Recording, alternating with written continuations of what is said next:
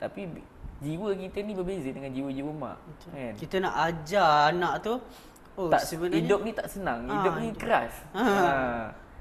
Semua benda kau kena survive, belajar untuk survive. So daripada kecil dah kita nak kena didik kan. So salah satunya jadi seorang ayah ni, impact yang besar tu bila kita nak penuhi apa yang anak kita nak, apa yang kita kena penuhi untuk keluarga kita kan.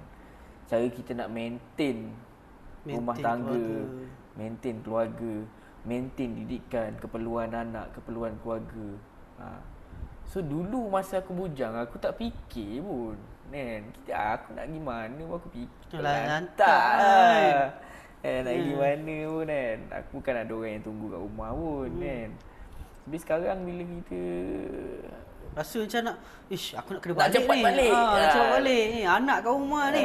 Nak main dengan anak kan. Nak cepat balik, ada orang tunggu kat rumah. Kan. Kadang orang tak faham, ingat bapak ni keras je pergi kerja je kan. Tapi betul cakap, ayah ni sebenarnya hero yang tak didendangkan. Masalah-masalah seorang ayah ni kita tak pernah keluarkan pun. Betul. Cerita macam kau boleh tengok kat media sosial zaman sekarang kan.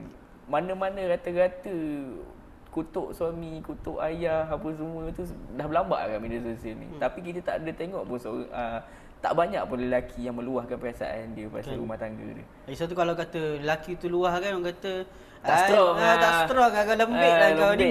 Sikit nak up, sikit nak up, sikit nak up. Ni mesti geng-geng minum matcha.